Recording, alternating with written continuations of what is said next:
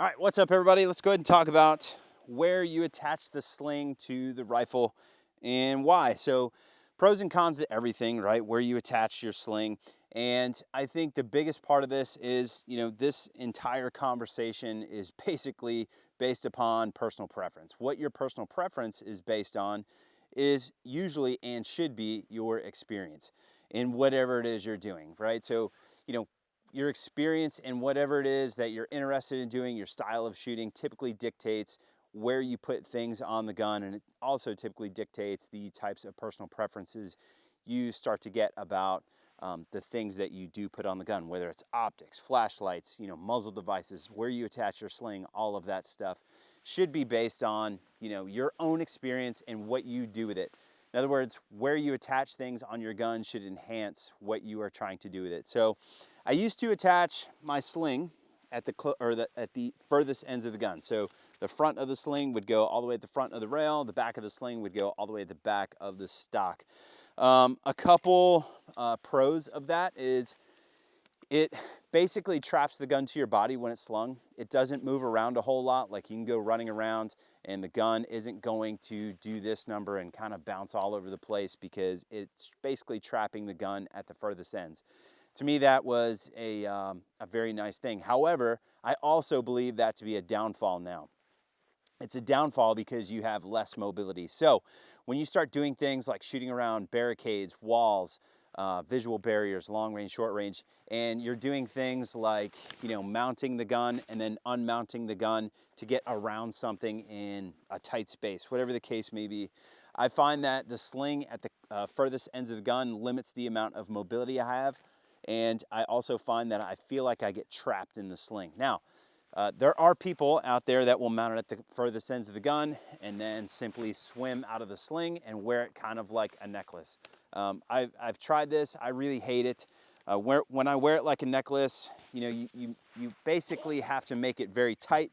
Otherwise, the sling hangs down really low like this, and then I come off of reloads and I get hung up in the sling with my thumb.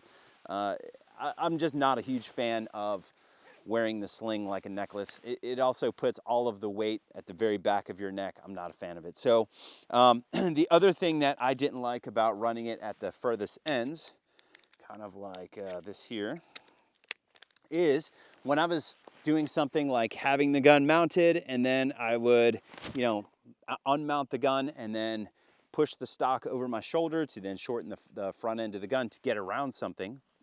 Just as an example, what would happen is exactly what happened there. The sling would fall over my back, and then I'd push the gun back out to go shoot, and I'd be basically trapped in the sling.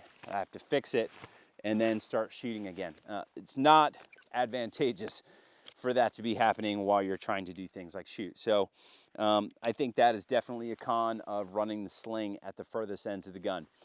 What I've come to really, really know and like is the sling at the very closest parts of the receiver. So the back of the sling is attached on a QD end plate at the very back of the receiver. And then the front of the sling is attached to a Magpul RSA, I think this thing is called. However, there's a lot of different companies that make this QD attachment. But I really dig the Magpul RSA or, QD attachments that are like this, because it gets the front of the sling up and out of my way. What I found when I attached the sling to, say, maybe there's a hole right here like a ton of rails have, right? You attach the sling right here on the rail itself. What I found to not like about that is when it was attached right there, the sling would hang just low enough to where I'd come off of a reload and then the web of my hand would get caught in the sling. And then what I would catch myself doing is reloading and then going around the sling. To me, that's like, it's like working around the gear instead of the gear working around you. So what I started doing is just attaching these Magpul RSAs to the very top of the rail. This sling attachment gets the sling out of my way so I can do reloads and then come straight back on the rail without having to go around the sling or catch my thumb in it like that.